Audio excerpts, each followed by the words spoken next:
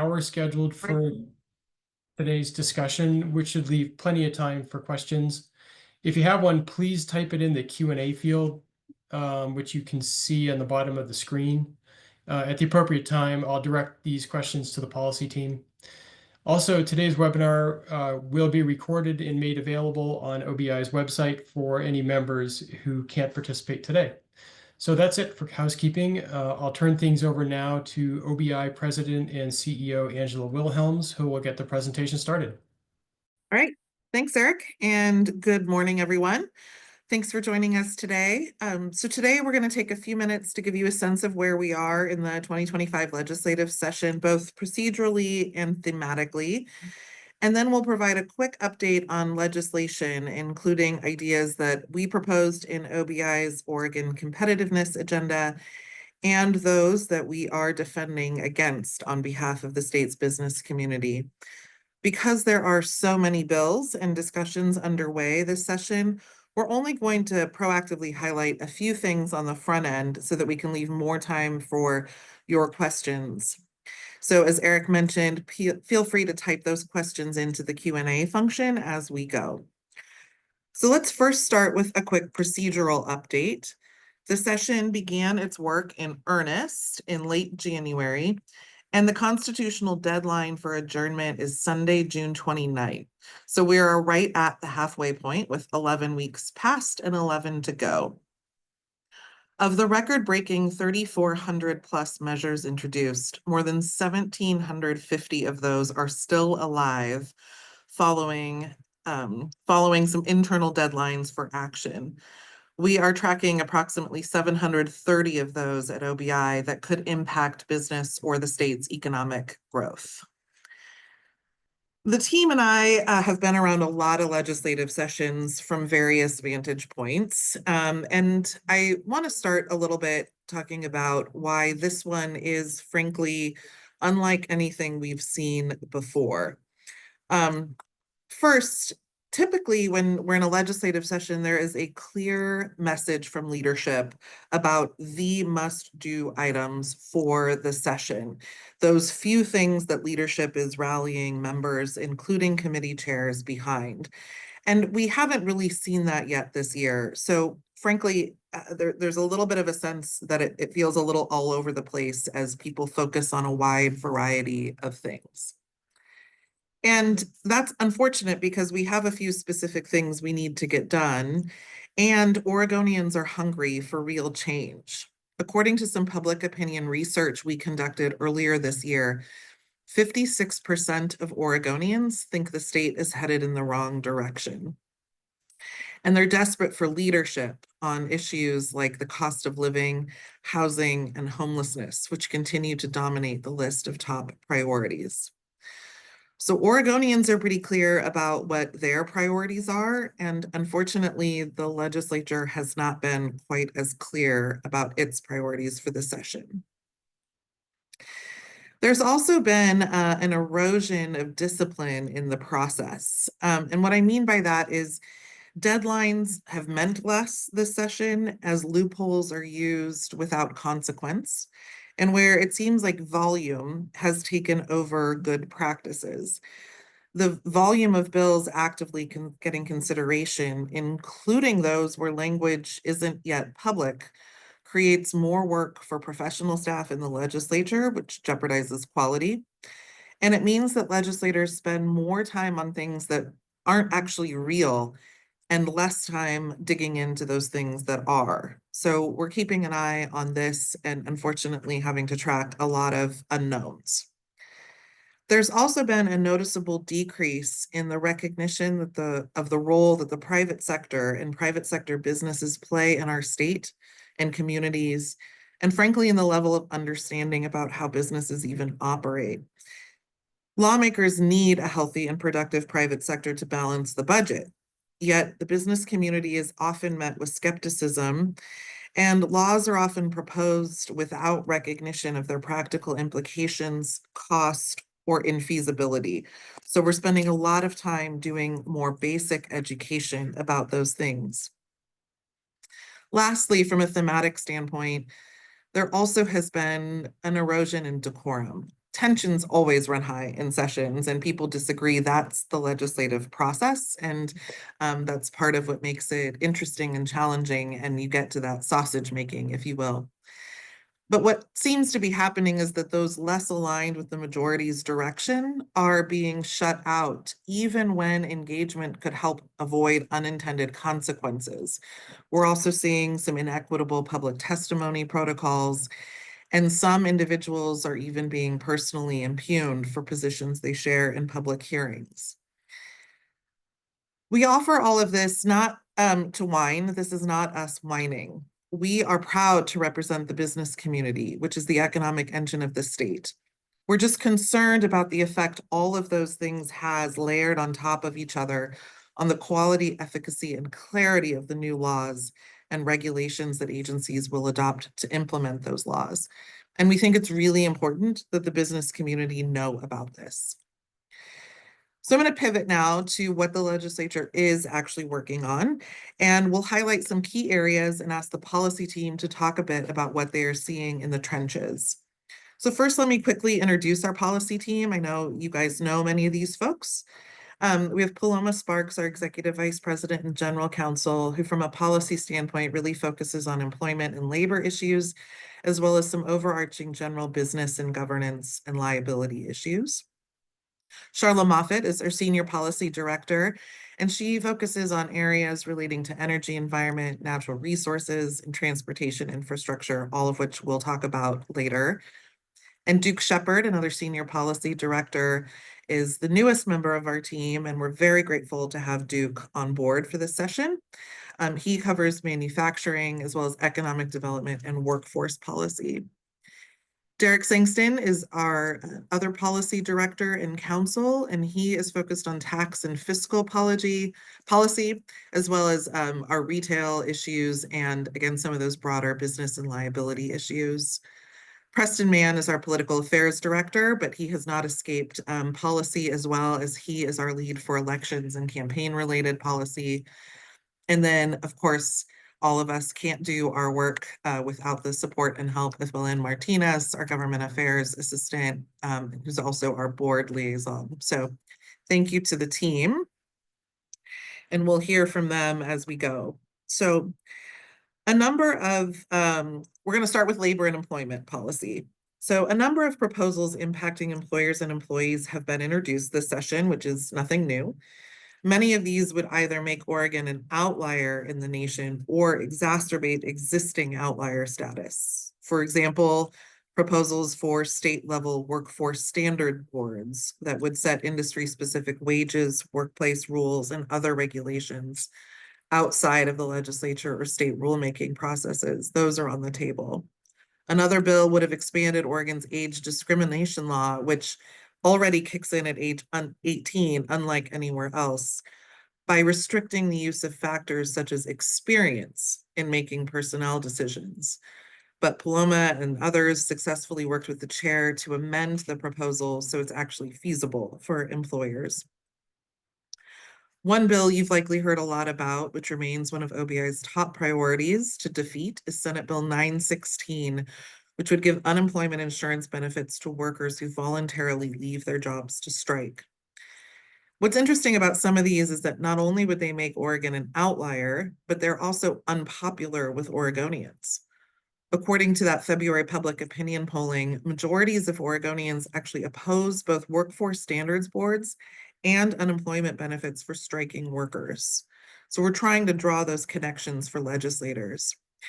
And Paloma, as our lead for employment and labor issues, could you tell us a little more about 916 in particular? That's the one we seem to get the most questions about. Sure. So Senate Bill 916 would allow employees who go out on strike to collect unemployment benefits for up to 26 weeks. That's the standard maximum in Oregon. While New York and New Jersey have similar laws, theirs are different in that they do not allow public employees to strike. Most states don't. 37 states prohibit public employees from striking. So the difference here would mean that the fiscal impact would be significant for school districts and public employers who would have a big hit to their bottom line in their budgets. Had this law been in effect when the Portland Public Schools strike happened in 2023, that would have cost the school district nearly $9 million in unemployment insurance benefits alone. The bill contains a standard 1-week waiting period that applies to anyone who's collecting unemployment. It also has a 1-week disqualification period. So the hope is that those 2 weeks will be when a strike can get resolved. There's also other significant differences between Oregon's proposal and the New York and New Jersey, both sort of labor laws and unemployment laws. The maximum weekly benefit in New York is only $500. Maximum weekly benefit in Oregon is $836, and that adjusts every year. In New Jersey, both employers and employees pay into the unemployment insurance system. And in Oregon, only employers pay into that. Finally, there's a serious risk that this bill could impact federal funding. Title III of the Social Security Act states that the U.S. Labor Secretary won't distribute funds to a state program if the state distributes UI benefits without enforcing the requirement that claimants be available to work, able to work, and actively seeking work. Our concern is that this, especially with the uncertainty in our economy, that now is not the time to risk federal funding. The bill is now in the House Committee on Labor and Workforce or Workplace Standards, and we expect it to get scheduled sometime next week, although still a little uncertain. We are asking folks, if at all possible, to reach out to your state representatives to express your problems with this bill, concerns about what it could do to our economy. You can also visit our page to find more information or reach out to me and I will get you more detailed information. Yeah, I think it's safe to say that we're very concerned about this and calling on everyone to help with outreach to legislators. And again, we're happy to arm you with the right talking points, some of the data that Paloma just did, our one-pager, etc. So thank you, Paloma, and we will talk with you again shortly about some other issues.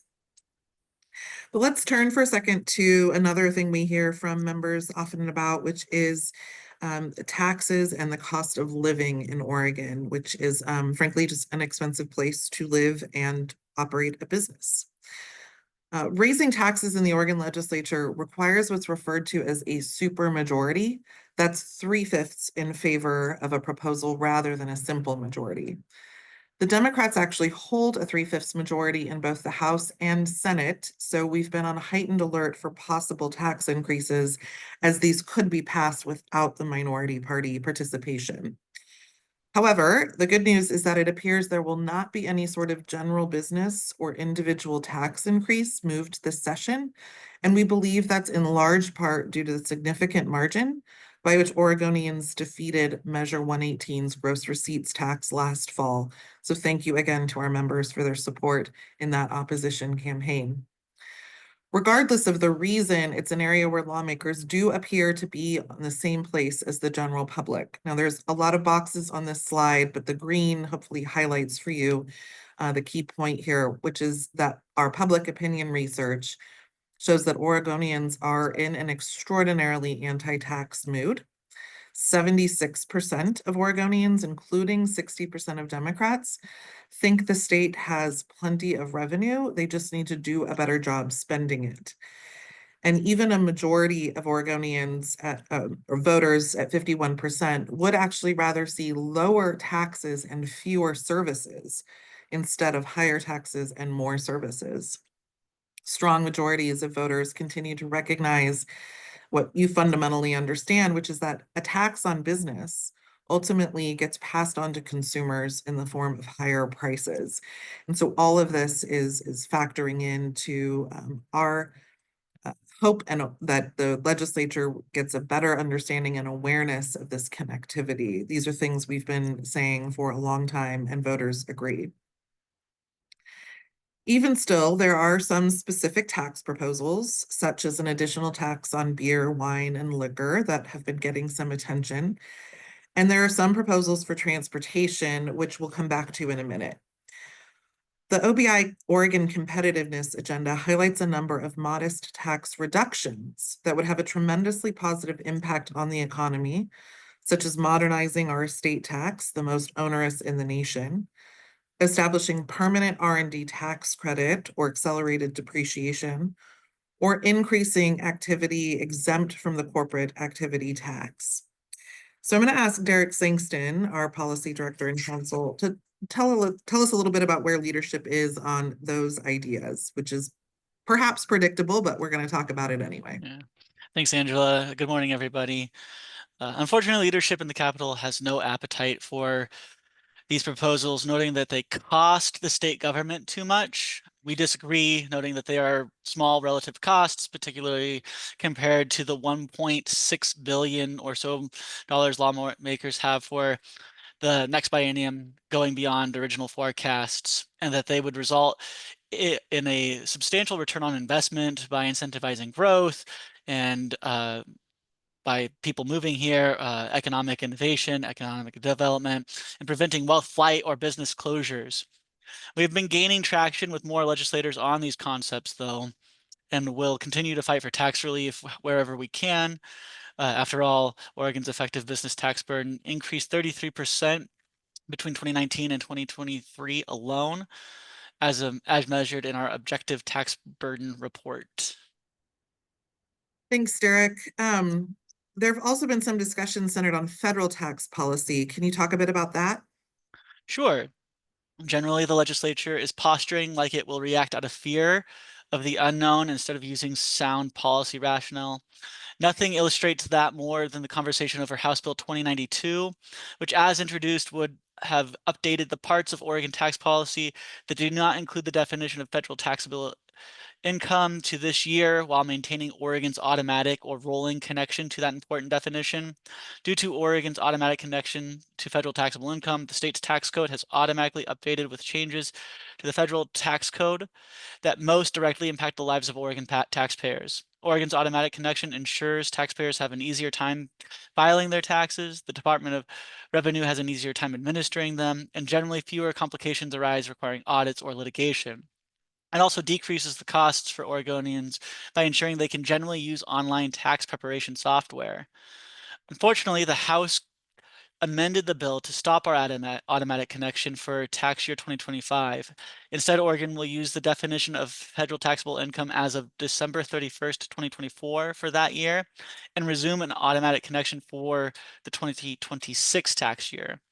Not only does this fix that proponents claim is necessary to insulate Oregon's revenues from potential tax cut at the federal level ignore the unknown changes to the federal tax code could increase or decrease Oregon revenue collections, and that prior cuts actually provided great windfalls for Oregon revenues, but it could also create very real consequences for taxpayers.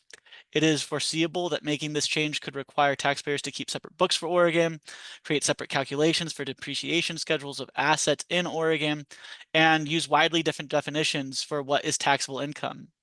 This would increase administrative costs for the state, even for 1 year, and lead to a more complex tax system for Oregonians that further weakens the state's ability to compete for economic investment and further deter business growth.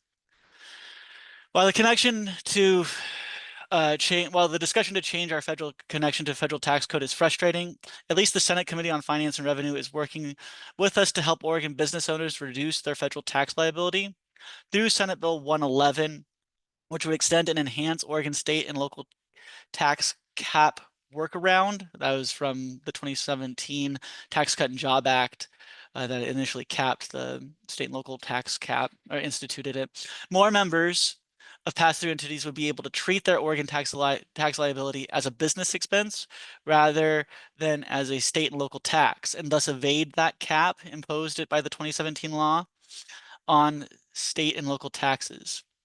The bill would expand this program by including trusts among the entities that may use it and allow individual members of these entities to opt out of claiming the program's benefits. We're awaiting an amendment implementing those changes, but we expect it to be voted out of the Senate Committee on Finance and Revenue within the next week or so. That's all I have. Great, thanks, Derek. So tax policy is obviously complicated and there's a lot of it that goes on in Salem. Taxes are one of those things that are discussed all the way through. There are no deadlines that apply to the revenue committees. So these bills are often alive throughout the entirety of the session. If you're particularly interested in the disconnect bill, the problematic disconnect bill, or the helpful pass-through entity bill, please feel free to reach out to Derek. But Derek, before you go, we've got one more question for you. We focus a lot on the tax side of your portfolio, but you also have fiscal policy. And it's too early to report much on the budget that lawmakers are going to adopt for the 25-27 budget biennium. But you did reference in your comments the $1.6 billion, the higher than expected revenue forecast for the current biennium. And can you just share a bit about where they are in setting the budget going forward and what the latest revenue forecast told us about where we are today? Sure. The most recent forecast occurred back in late February and has formed a basis for the co-chairs of the Joint Ways and Means Committee's framework for Oregon's budget for the 25-27 biennium. During its report, the Office of Economic Analysis confirmed that while the risk of an economy-wide recession remained low, Oregon was experiencing a manufacturing recession, and the year-over-year employment was down in that sector, as well as in construction, leisure and hospitality, and most other private sector industries, which should sound an alarm for the legislature, and we keep trying to broadcast that alarm as loudly as we can. The biggest source of employment growth, probably unsurprisingly to this crowd, was concentrated in the healthcare and government services sectors. Several other indicators, including population and GDP growth, confirmed that what you all and other businesses throughout Oregon have known for some time. Oregon's economy has not only lost momentum, but is instead struggling despite continued increases in revenue collections. Like I said before, the forecast concluded that the legislature would have more than $1.6 billion to spend than projected back in the September forecast. Despite that windfall, the budget writers and leadership have claimed that the tight budget atmosphere does not allow for tax decreases, as I discussed before. To put Oregon's general fund and lottery sources in perspective, the latest forecast projects the state will collect $37.5 billion for the current biennium, 2023 to 2025, $40.1 billion for the 25-27 biennium, and $43.2 billion for the 27-29 biennium. Great, thanks, Derek. And we'll keep an eye now that the conversation will shift later this month, or later in session, most likely in May, to really setting the next budget. We'll focus on that as the policy bills tamp down and the budget writing ramps up. So if you have questions or want to know more about the budget, Derek is your guy for that also. So we mentioned it a minute ago, but I do want to focus a little bit on a massive area of expenditure because we were talking about budget and taxation that's often discussed separately from those conversations, which is transportation infrastructure. The last major transportation infrastructure package was passed in 2017. Funds were raised from a variety of sources for a variety of projects. Unfortunately, though, none of the key projects from that package are complete and some are not even started. There was much talk heading into the 2025 session about the need for another transportation package. We are now, as mentioned, halfway through session. We've seen an initial framework, but we don't seem to be closing in or much closer to a formal final proposal that we might see work its way through. The business community believes in high functioning infrastructure, but there have been a lot of concerns lately around accountability, including at ODOT. There's been concerns about the ability of the state to execute those large scale projects. And frankly, there's a current imbalance that has freight paying more than its constitutional fair share. We also asked Oregonians about transportation, and they remain fairly skeptical on the subject as well. Just 1% of those we polled identified it as a top issue facing the state.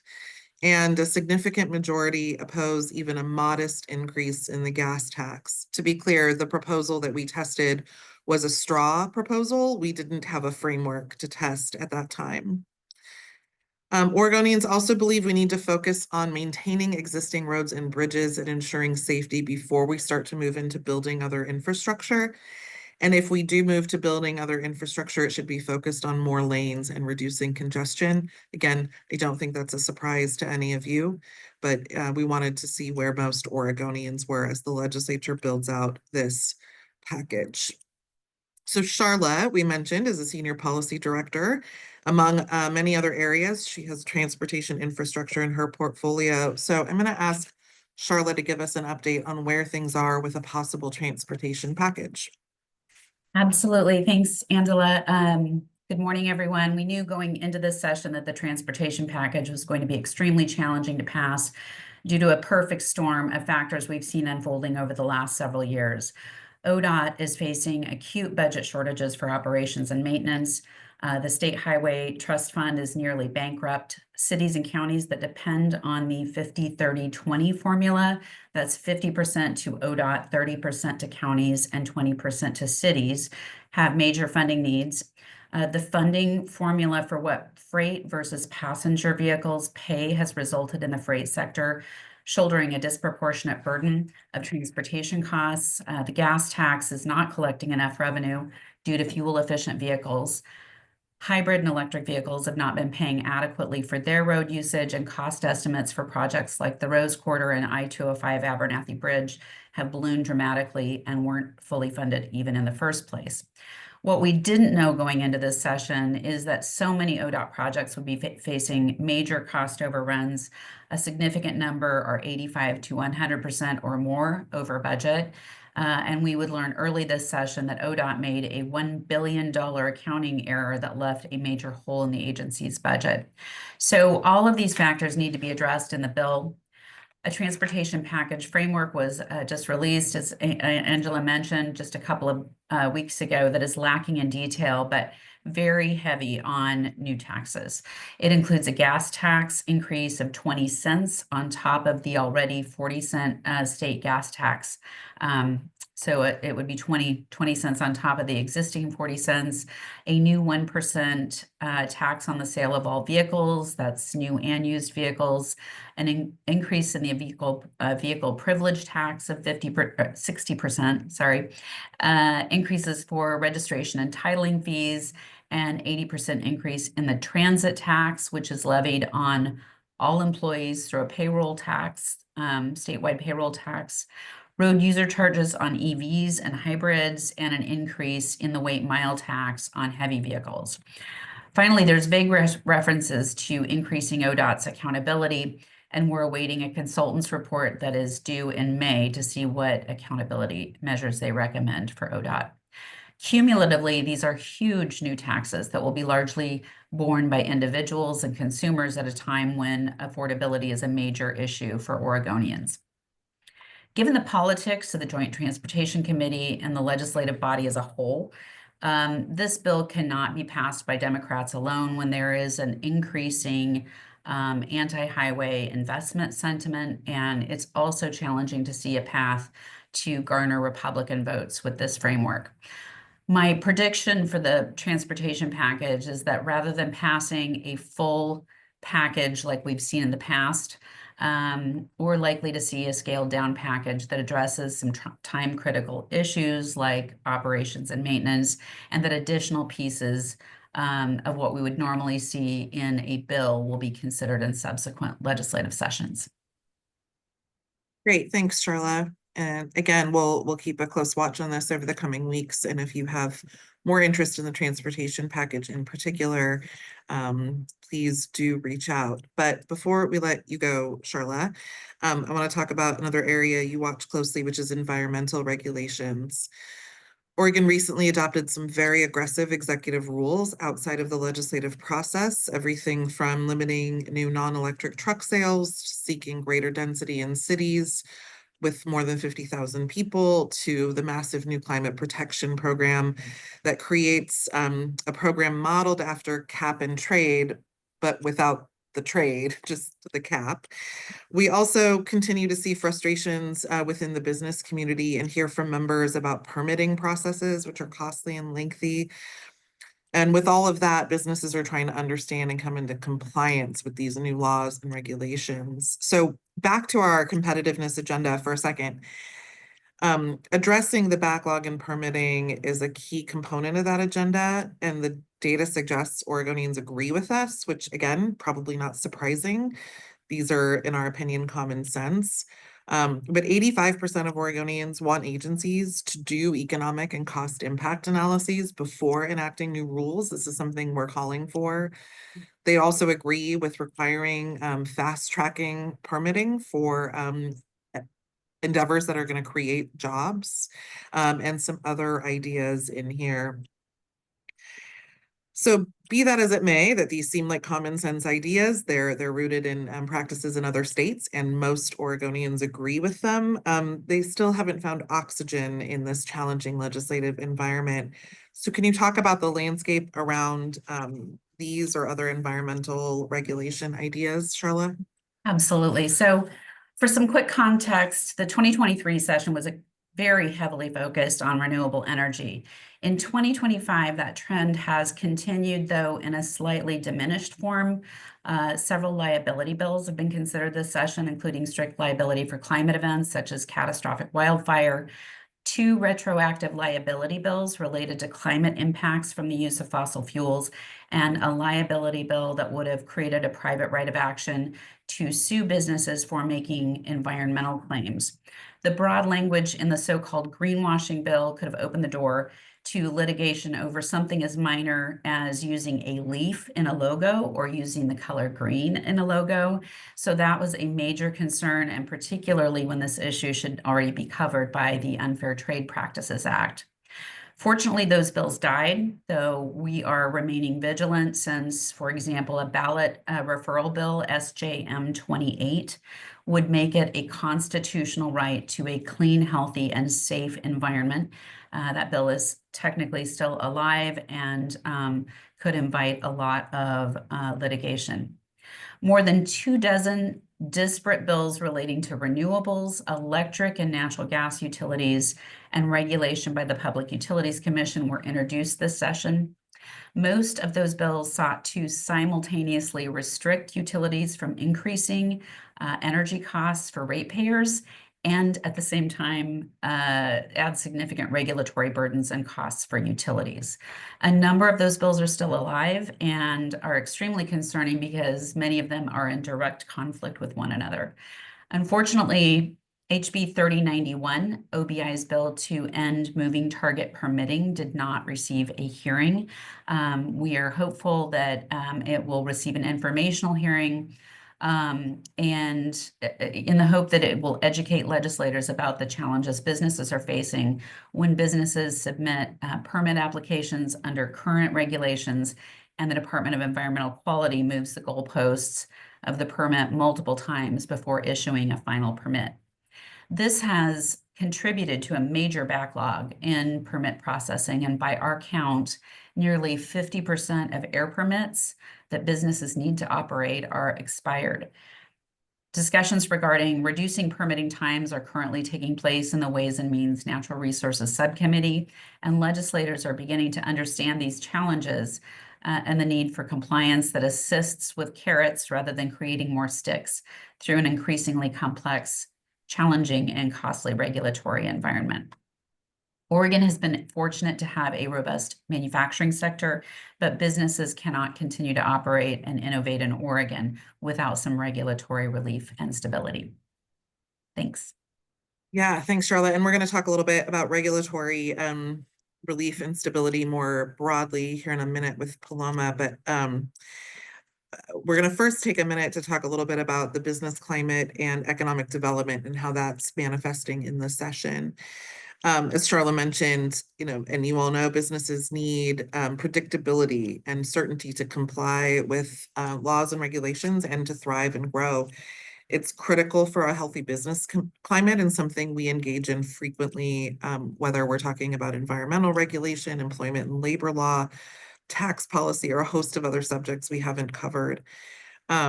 One area we're seeing a lot more regulation in is the regulation of products and services, often again in a way that makes Oregon an outlier.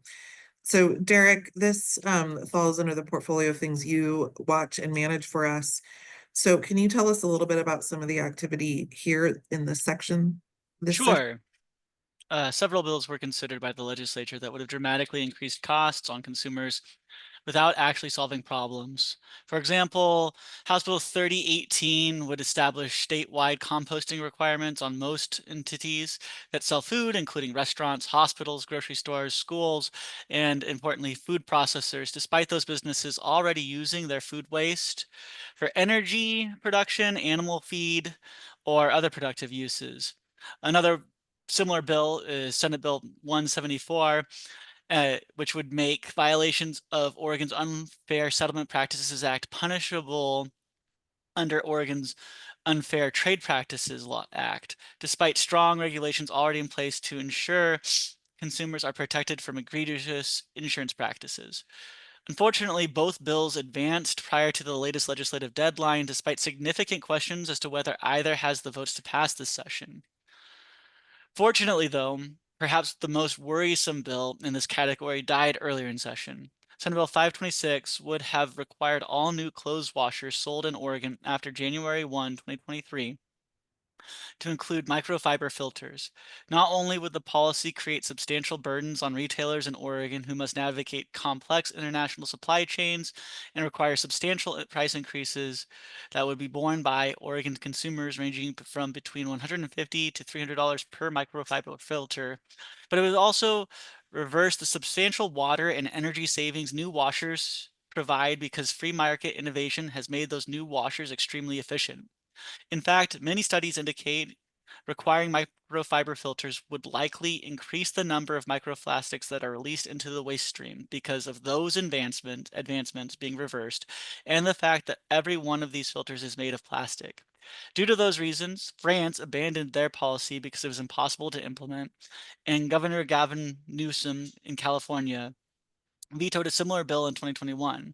Due to OBI and a coalition of industry stakeholders, this was one of the first bills to die this session. Thanks, Derek. And I think that bill is a good illustration for folks. You might be wondering why a very hyper-specific bill about washing machines is so worrisome. But it's that, again, that precedent-setting mentality and the idea that Oregon, as small as our economy is, would be a world-leading policy in a regulatory practice. It just doesn't make sense. So we're very glad that that bill is now dead. The eroding business climate, though, is a serious issue facing the state. We've talked about specific policies, and OBI, we've reported a lot on data about job losses in the private sector, population stagnation, and including things that Oregon needs to do to restore competitiveness. We've been talking a lot about the need to prioritize economic development. It's not something we should do, it's something we must do. So Duke Shepard is a senior policy director, and he has the economic development portfolio in his purview. And so Duke, can you talk a little bit about the economic development conversations in Salem and whether those are gaining any traction? Sure. Well, there really aren't any bills with broadly reaching positive impact across industries that have had any discussion or hope. I would say there is no coherent or consistent economic development conversation amongst the majority. For example, just structurally, the State House has a dedicated committee on economic development, small business, and trade. The Senate does not. They both have multiple committees on environmental regulations, though. Just to illustrate the gap in these first 3 months of session, I didn't once have to testify in front of the Senate Committee on Business and Labor because there were so few bills to support manufacturing or economic development in that committee that were even allowed a hearing. While their focus has been on more and more labor regulations, which is what Paloma gets to fight seemingly every day. I submitted testimony in that committee only on one small bill about ship repair in the Coos Bay area. In contrast, I did spend a lot of time and will continue to in various House committees, working to support a few good bills, mostly in the Economic Development Committee under the leadership of Representative Nguyen, and a larger group of bad bills that we opposed in other committees. The worst bill of this session for economic development, and especially manufacturing by far, was House Bill 3062, which would have further weaponized Oregon's already onerous land use system by mixing it with public health and air quality regulatory requirements. We rallied a broad coalition, public and private allies, and the bill died at the deadline. A good, though small bill that we are supporting and prioritizing is House Bill 2411. It'll capitalize a permanent revolving loan fund at $40 million to fund industrial land development. While we're short on industrial land overall, even in those communities with land identified, Oregon is behind in having the infrastructure in place for investment, and that's what this revolving loan fund will help address. Thanks, Duke. Yeah, so this is an area we're going to be focused on a lot more heavily at OBI, trying to hopefully flip the narrative in the legislature so that we can stop the bleeding and actually take some proactive steps to engage in true economic development that allow us to compete with other states. But during this legislative update, we've actually indirectly talked a lot about the executive branch through regulation and regulatory climate. And our competitiveness agenda highlights some common sense solutions to address the issues of scope, complexity, unpredictability, and cost for the state's regulatory environment. And we're routinely advocating for common sense approaches to legislative oversight, for example. The legislature also seems to be taking a greater interest in this topic, which is good to see, and it's a bipartisan interest. So I'm going to ask Paloma to talk a little more about what we're seeing in this space and some bills that are related to this important topic. Thanks, Angela. Yeah, so for the last 2 years and into this session, we've been working on finding policies and new ways to improve transparency and improve the overall regulatory process. Last year, over the course of 8 months, over 500 new permanent rulemaking notices were published. And as Angela noted, the scope and complexity of administrative rules is greatly expanding. They're not just implementing new laws and programs, they're also setting policy by rule, which allows agencies to act independent of the legislature. So this year, we offered 2 bills as possible approaches to improve the process with our Oregon competitiveness agenda. And they're making their way through the legislative process to modernize the approach to keep up with the proliferation of new rules. So House Bill 3382 improves transparency and gives the public, regulated community, media, and lawmakers an easier way to understand the full scope of rulemaking in Oregon through a centralized website, which also means that information shared will be consistent. Then House Bill 2692 would modernize rulemaking processes across all state agencies to provide the public and regulated entities with meaningful opportunities to engage, evaluate economic impacts and costs, and require agencies to justify their decisions. Separate from our bills, there have also been discussions among legislators about other concepts we're happy to hear. Things like improved transparency and performance metrics in House Bill 2474 and the creation of a legislative audits officer. We will continue to advocate for improved oversight and accountability, as well as engagement and transparency. Great. Thanks, and I'll add here that we're watching closely for movement on accountability measures proposed in the education space as well. Oregon's business community obviously cares deeply about education from early childhood through post-secondary. After all, not only are you parents and community members, but employers need trained and ready workers for a wide range of jobs. Further, the business community helps fund education through regular business and individual taxes, as you know, but also the corporate kicker is redirected to education stability. And the corporate activity tax was established to fund student success. We've nearly doubled overall per pupil K-12 spending, but we are now seeing student population declines and results continue to drag along the bottom. You can see here that we're encouraged by a number of discussions unfolding around accountability and outcomes from the governor to legislators, and that aligns with what most Oregonians want to see. So again, looking at our polling from earlier in session, 65% of voters believe that Oregon schools need to address problems beyond funding, such as establishing more accountability. So we're supportive of those efforts and will engage in some of those legislative conversations as they come to fruition and move through the process as well. I'll also just take a quick second to note that the OBI Research and Education Foundation, which is our C3 affiliate, has several great reports on taxes, manufacturing, and education funding and more. We'll actually be releasing here in the coming weeks a report on Oregon's regulatory burden. So stay tuned for that, and we'll of course include that information in our newsletter when it's released. So the last thing we want to touch on, and then we'll take a few questions in our final minutes, is something that gets attention, but probably won't result in significant action this section, which is election-related reforms, in particular conversations around ballot measures. As the organization that led the fight to defeat Measure 118's tax on sales last year, we are keenly aware of what the initiative system can bring to voters. And we all probably remember the not too distant experiment that was Measure 110. But Oregon has a long history of direct democracy, and legislators are starting to look at different ideas to shake up that system a little bit.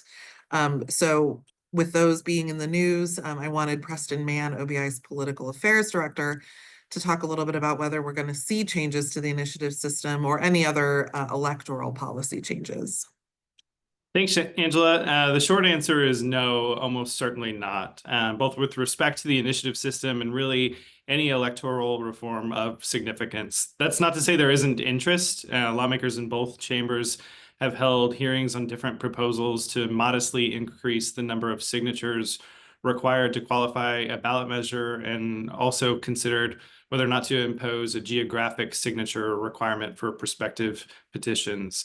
They've also held hearings on bills to potentially open Oregon's primaries specifically up to non-affiliated voters in terms of nominating candidates ahead of general elections. These proposals start out with pretty high levels of support among lawmakers at the outset, including members of both parties, but they tend to fall apart when you get into the finer details. And unfortunately, that seems to be the case with both of these conversations. I frankly just don't expect either of them to get much more consideration this session, despite the interest from both sides of the aisle. The one area where we do expect to see some bills considered this session and likely advancing is in campaign finance. You might recall that there was a sweeping campaign finance bill adopted in the 2024 legislative session. That bill requires a number of technical fixes, and that will come in the form of a bill to be released potentially as soon as this week. Not supposed to be anything of significant magnitude in terms of policy changes, and hopefully is just focused on making some minor technical adjustments, but more to come as that bill is released. Other than that, not expecting too much out of the political realm for the remainder of this session. Great, thanks, Preston. We'll certainly keep an eye on those. I know many of you have reached out with your own interest in various topics, so we're thinking through those at OBI as well. So that was a lot of information, a lot of time, but hopefully it gives you a sense of what's happening. We have a few minutes left for questions. So again, you can put those in the Q&A feature. You can also follow up with us offline, of course. I wanted to quickly mention, as you're typing in questions, that some of you may be familiar with the Oregon Prosperity Initiative, which is a tool that we use to help Oregonians communicate directly with legislators on a wide range of issues. It's a very easy process and allows you to directly communicate on important bills with legislators in just a few clicks. So we're going to put a link to the Oregon Prosperity Initiative website in the chat. And at this point in the session, we've already sent thousands of messages and there will be more opportunities. If you aren't on that distribution list, or even if you're not sure that you are, you can visit that link and sign up, and we'll make sure that you're getting those updates as well. We do our best not to spam your inbox. We know you have a lot going on, so we try to be really diligent. The other thing we'll just mention is we'd love to have business leaders and owners and members come to Salem to testify. Or you can also testify virtually for hearings if that's a better option for you. Your engagement really does make a difference. We are proud and happy to be sort of that tip of the spear. And I'm exceedingly proud of the good work our policy team does, but there is no replacement for lawmakers hearing directly from you. So on issues of importance to you, and as you're comfortable, please reach out and we can help you through that process. We have a resources page on our website that also allows you to find who your legislators are with ease. And we can, of course, help with talking points and let you know when it's most impactful or the highest priority issues. So with that, Eric, if we have time for a couple questions, I'll let you filter those. All right, thanks, Angela. Remember, if you have a question, just type it into the Q&A field at the bottom of the page. So the first question is going to be for Paloma. It is about Senate Bill 916, which is the bill that would make unemployment benefits available to striking workers. And the question is, doesn't 916 give the striking employees less incentives to accept a contract? Thanks, Eric. Yeah, I mean, has been part of our key objection to the bill from the very beginning. Legislators have been, well, Democratic legislators for the most part have been pretty dismissive of that element. Labor has argued that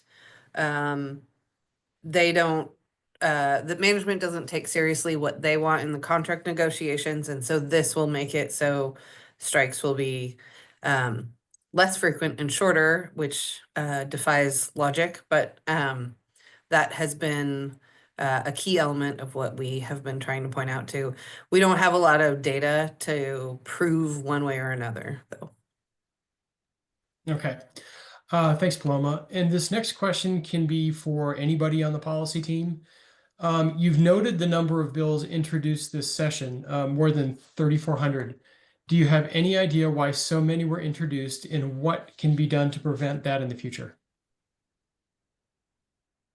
For my part, I've sort of been attributing that to the fact that there's sort of having a panic reaction to what's happening at the federal level, and with the lack of leadership, just every idea that is popping in that came to people has been proposed. I mean, we've had lots of bills where we've said, we don't understand why you've brought forward this bill. It seems like it would make life more complicated for both businesses and employees. And, you know, they would continue to push it until somebody else said, yeah, actually, that's not helpful. So it's a lot of, I think, a panic more than anything. Yeah, I'll just add, Eric, that there's two I think important things in the volume conversation. The number of bills introduced is really, I mean, it creates a lot of work for legislative council, and I don't want to discount that. The number of bills introduced, period, is not alone that informative of a statistic. To Paloma's point, it's when you have a lot of bills that are solutions in search of problems. It's also this proliferation of bills that are introduced without content, and the content doesn't ever get revealed or gets revealed, you know, moments before a public hearing. So there's a lot of that.